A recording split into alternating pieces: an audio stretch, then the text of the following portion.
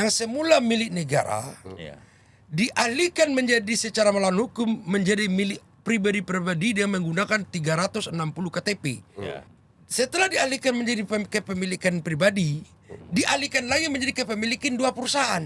Pemberantasan korupsi di Mabes Polri ini diawaki orang-orang yang integritasnya tinggi loh ya. Seperti ada Novel Baswedan yang dulu dari KPK ya. Yang Makanya kita harapkan Kortas kalau memang betul menyelidiki ini, semestinya gampang Kortas menyelidikinya. Oh iya. Gampang. Perbuatan hukum sudah ada. Kerugian negara sudah ada. Kenapa juga ya polisi ini ngotot di Pidum gitu?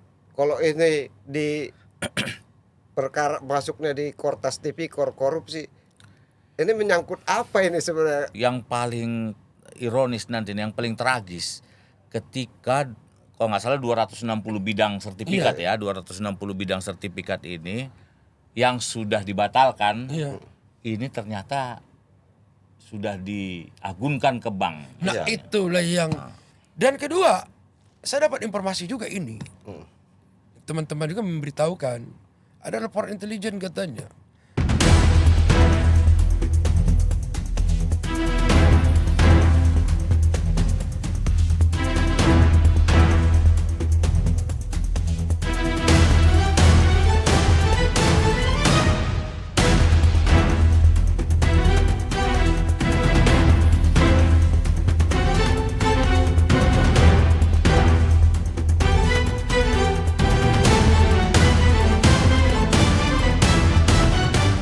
Jumpa lagi di catatan redaksi Keadilan TV bersama saya Darman Tanjung.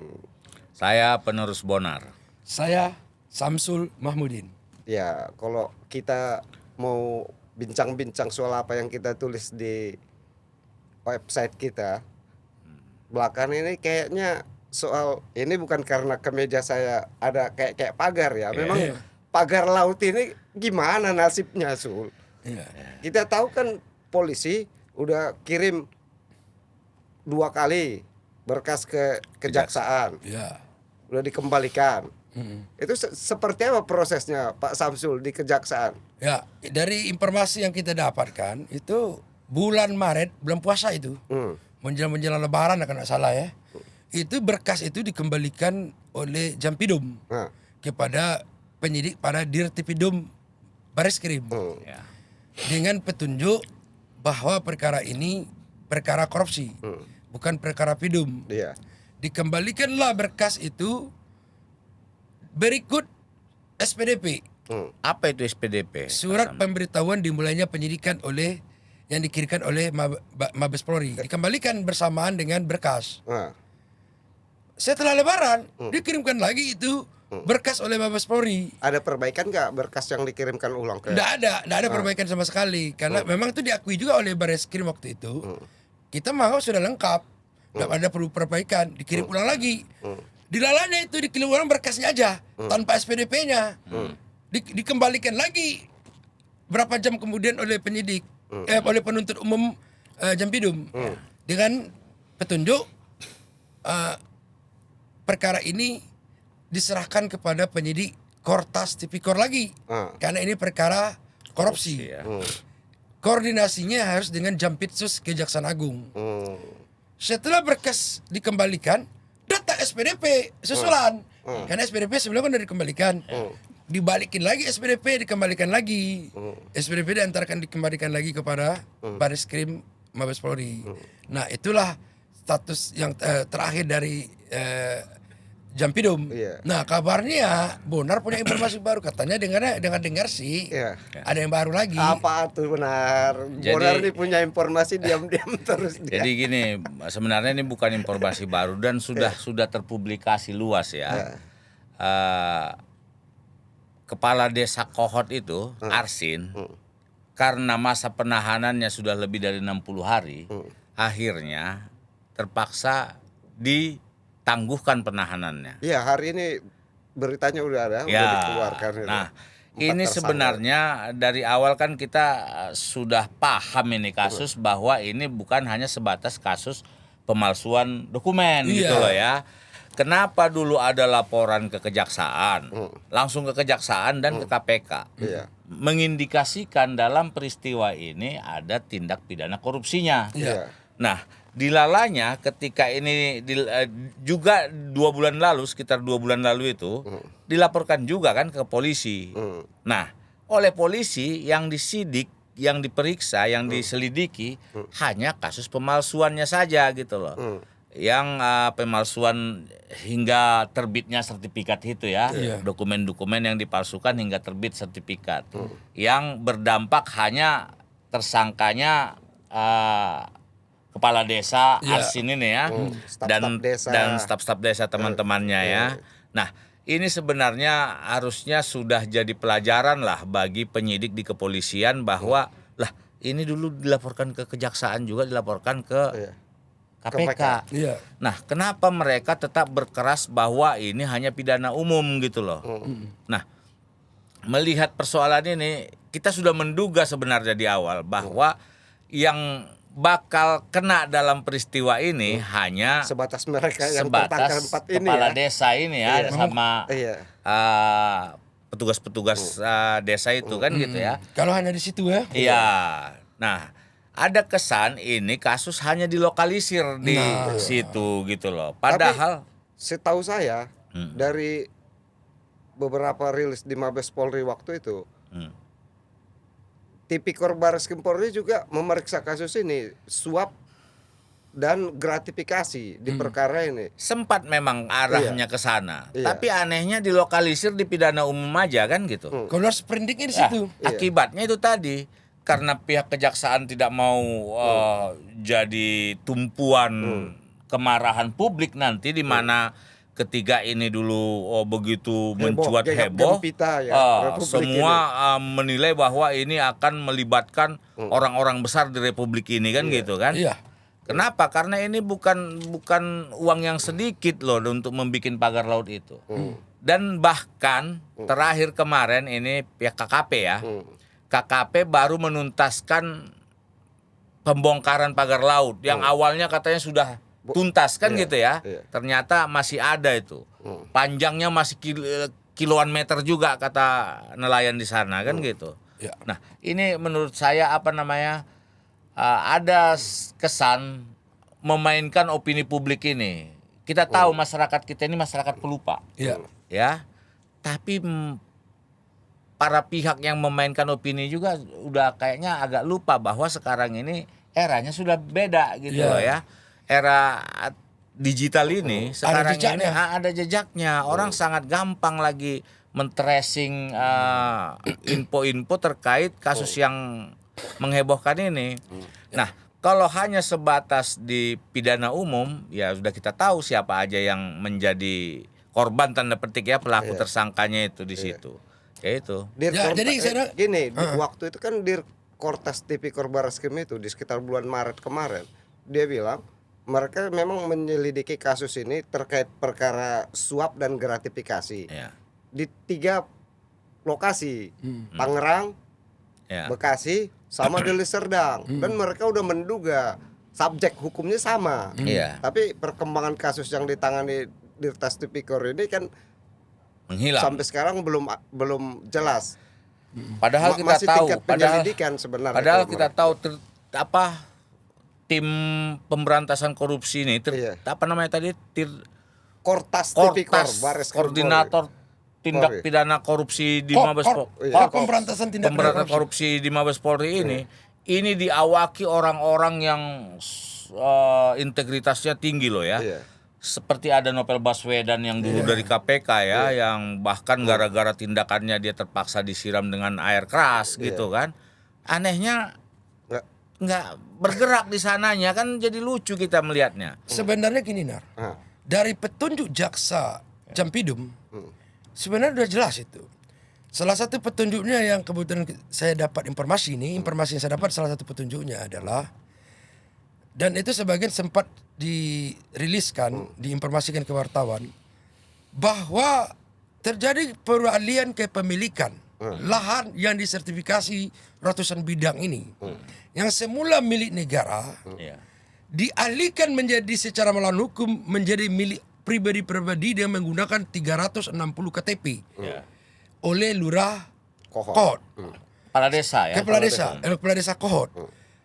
Setelah dialihkan menjadi kepemilikan pribadi, dialihkan lagi menjadi kepemilikan 2 perusahaan. Ya. Di sinilah disampaikan oleh jaksa peneliti, ini jelas pidana korupsi. Barang milik negara dimanipulasi sedemikian rupa dengan cara melawan hukum, Jadi milik pribadi ya. menjadi milik pribadi, kemudian diubah menjadi milik korporasi. Iya. 2 korporasi. Itu satu hal yang jelas merugikan negara. Ada kerugian negara di situ. Barang milik negara menjadi malah barang milik korporasi. Iya. Melalui proses tadi. Yang kedua, ada perbuatan melawan hukum yang jelas. Iya. Pemalsuan, penggunaan KTP masyarakat tanpa sepengetahuan masyarakat itu. Cuma dibayar KTP-nya, pinjam KTP-mu, ini 100.000 misalnya nih. Nah, dipakailah oleh lurah ini. Oh ini misalnya ini milik lurah KTP yang ini milik KTP. Nah 360 KTP kalau nggak salah. Nah, Kalau saya tidak keliru, itu penjelasan seingatan saya ya. Nah, kan gini Bung Samsul ya, ketika ini sudah masuk korporasi dan begitu terang benderangnya menurut kejaksaan ini ada tindak pidana korupsinya, ini kan sebenarnya sangat gampang. Siapa orang-orang yang berperan di korporasi ini kan secara legal kan ada akte notarisnya Oh, kok iya itu dong. kan. Setiap usahanya itu kan gampang nih, tinggal ditelusuri itu siapa. Itu bukan itu. perusahaan gelap kok, perusahaan Bukan, kan? resmi kok itu. Nah, seperti pernah kita singgung dulu, yang paling ironis nanti, yang paling tragis, ketika kalau nggak salah 260 bidang sertifikat ya, 260 bidang sertifikat ini yang sudah dibatalkan, ini ternyata sudah diagunkan ke bank. Nah itulah yang sempat saya bincang dengan teman-teman di kejaksaan itu. Ini kan negara rugi 2 kali ini katanya. Udah milik negaranya berubah jadi milik korporasi. Udah gitu bank milik negara dibobol pula pakai itu. Nah ini perlu penelusuran dari pihak kejaksaan sebenarnya ini sertifikat yang sudah dibatalkan ini sudah diagunkan atau belum kan gitu ya. Kalau sudah diagunkan ini pihak bank pun bisa kena kan gitu ya. Sebenarnya kalau ini makanya kita harapkan Kortas kalau memang betul menyelidiki ini semestinya gampang Kortas menyelidiki. Oh iya. Gampang. Perbuatan melawan hukum sudah ada. Kerugian negara sudah ada. Kan korupsi itu kan 2 nih, perbuatan melawan hukum dan kerugian negara. Dan kedua, saya dapat informasi juga ini. Teman-teman juga memberitahukan, ada laporan intelijen katanya. Pejabat-pejabat BPN para sibuk mengembalikan uang-uang yang mereka terima ketika pengurusan sertifikat ini. Kabarnya ini. Bahkan sempat para jual-jual rumah. Loh, kok bisa jual rumah? Saya bilang kan, abang masa enggak tahu. Mana ada mereka menyimpan uang itu di bank. Dan menyimpan uang tunai juga tidak mungkin lama-lama di rumah. Bisa digerebek. Kecoa ya. Kecoa. Akhirnya beralih kepada properti.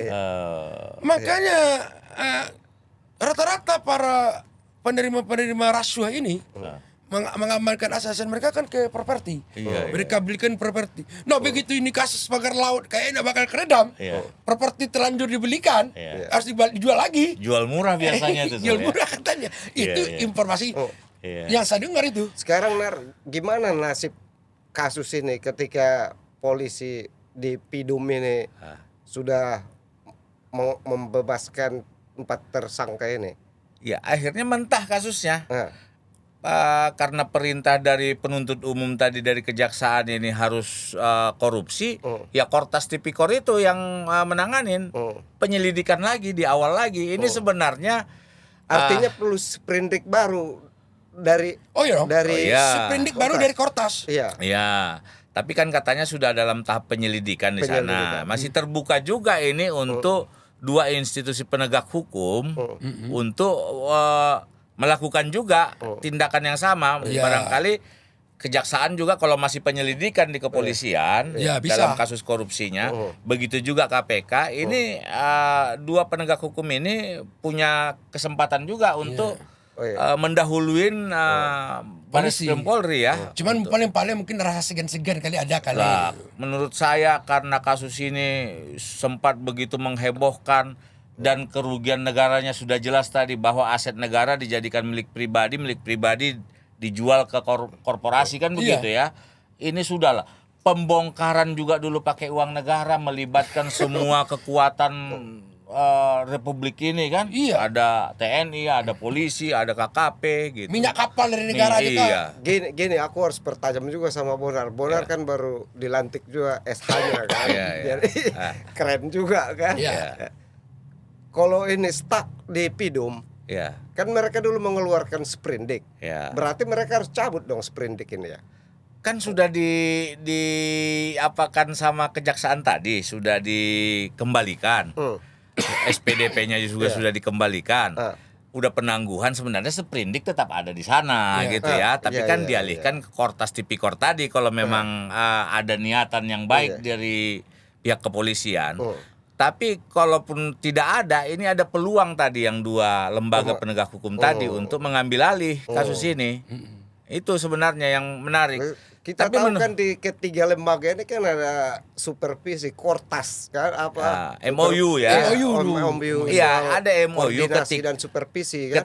Boleh tiga lembaga ini menyelidiki. Tapi ketika salah satu sudah menyidik, yang lain ini mundur. Boleh jadi memantau dia atau menambah, memberikan informasi yang mereka peroleh ke salah satu penegak hukum tadi, baik polisi, jaksa maupun KPK. Kenapa juga ya polisi ini ngotot di Pidum gitu?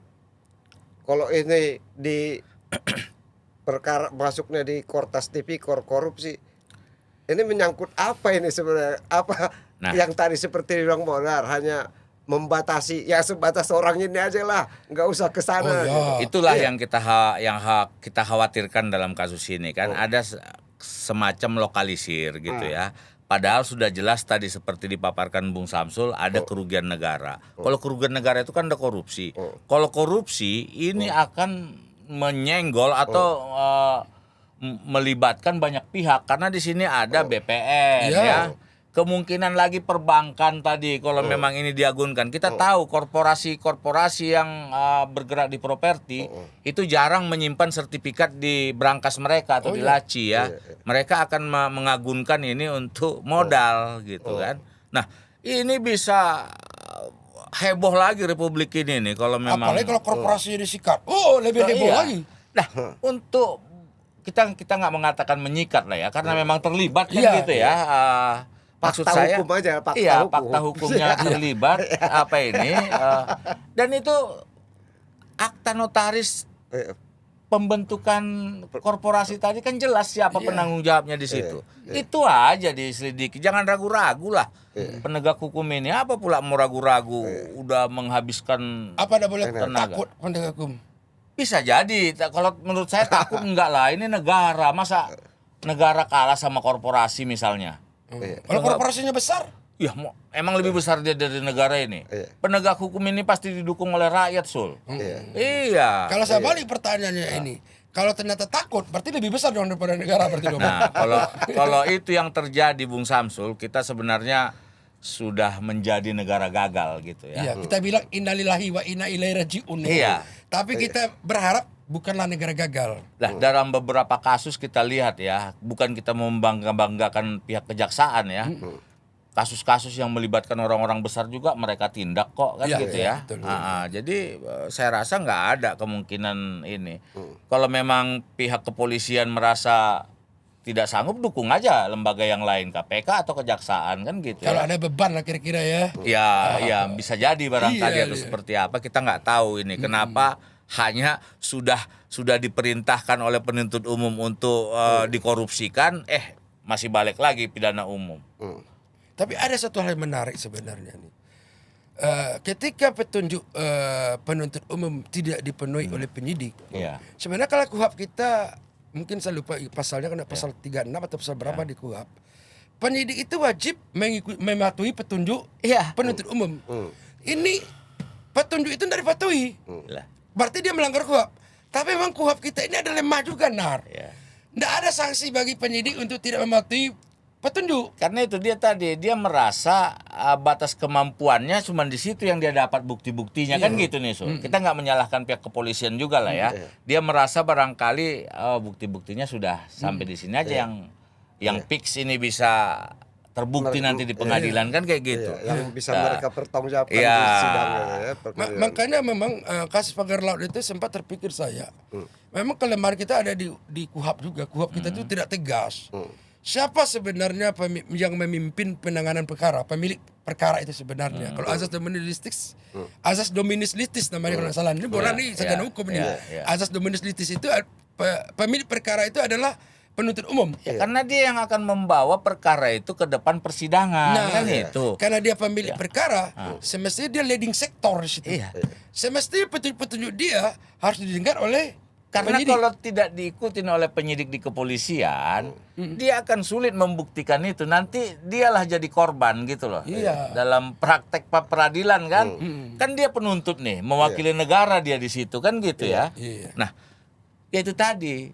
Tapi dalam kasus ini kita ya sedikit lucu sebenarnya atau seperti apa itu ya polisi bertahan di pidana umum sementara kejaksaan mengarahkan bukan mengarah dia berkeras bahwa ini Pidana khusus. sudah merugikan negara kan gitu ya. Ingat itu, Nar. Aku ingat. korupsi ya. Salah satu informasi lagi, Nar. Jadi sewaktu berkas itu masuk, rupanya pimpinan kejaksaan ada mencium bau-bau akan dipidana satukan. Langsung keluar perintah. Jangan sekali-sekali kalian masuk angin. Ya. Jangan sampai kalian menjadi Sirus Sinaga kedua. Wih, kejam juga itu perintah tuh. Aku dengar seperti Nah, itu. seperti apa sebenarnya Sirus Sinaga ini dulu? Sirus Kenapa Sinaga ini dulu dianalogikan kan dengan perkara pidum, perkara Iya, pidana iya. khusus. Dia pada suatu kali perkara pidum yang menyangkut pengacara ya kita akui teman kita juga Aposan ya, ya masih Aposan itu. Jadi itu perkara pidsus. Dia pidum satu polisi penyidik dijadikan perkara pidum.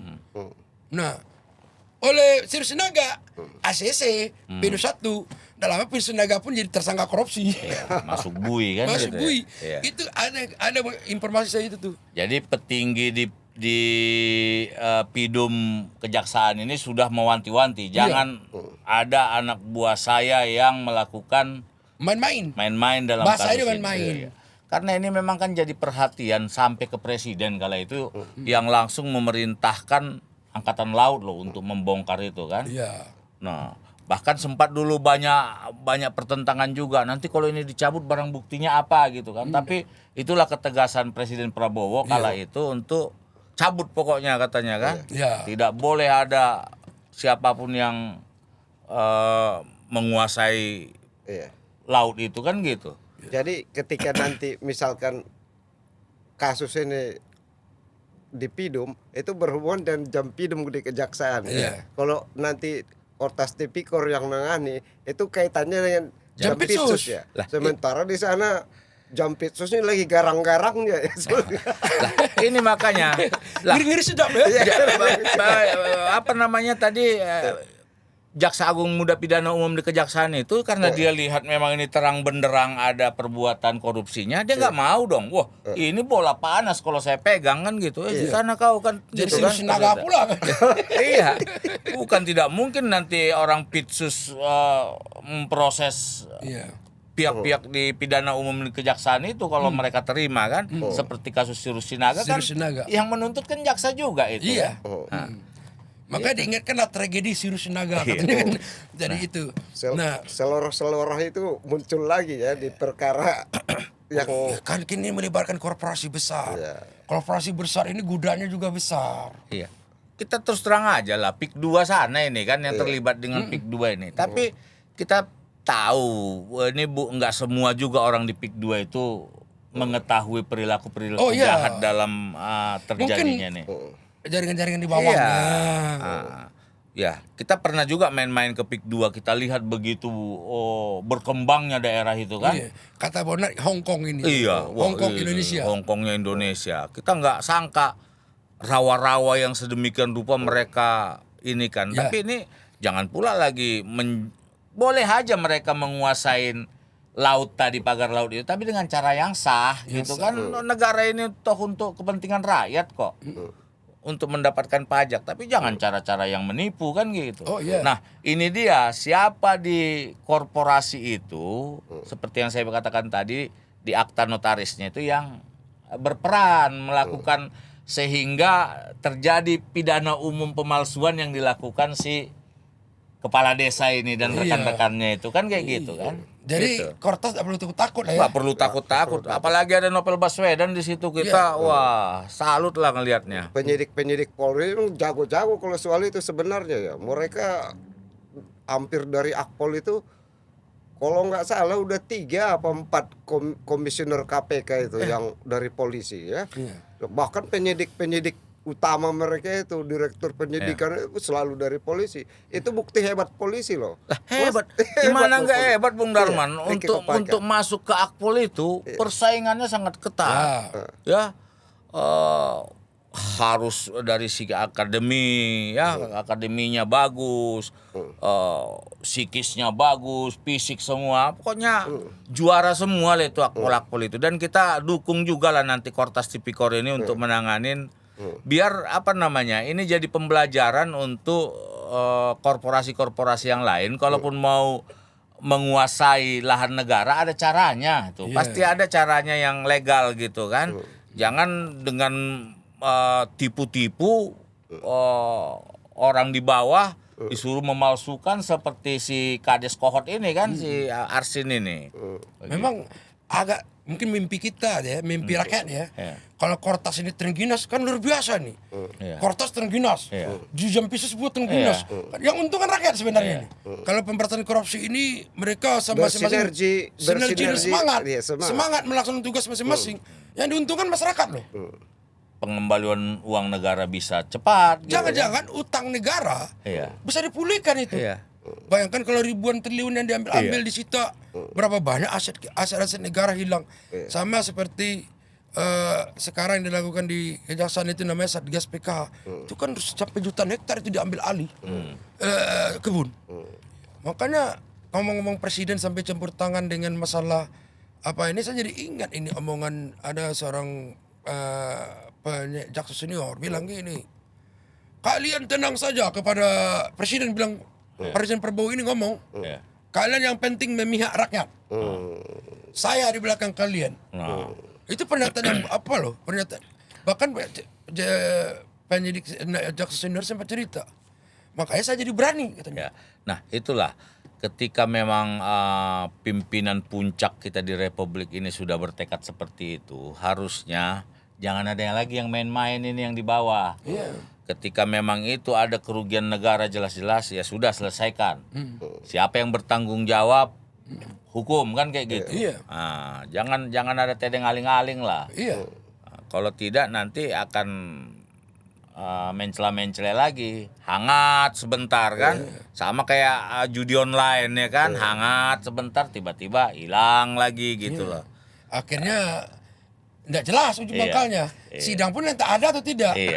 Malah yang ada katanya judi online itu makin nambah asetnya, omsetnya. Ini kita tambahan sedikit di luar apa ini. 4 bulan terakhir di tahun 2025 ini temuan BPK ya.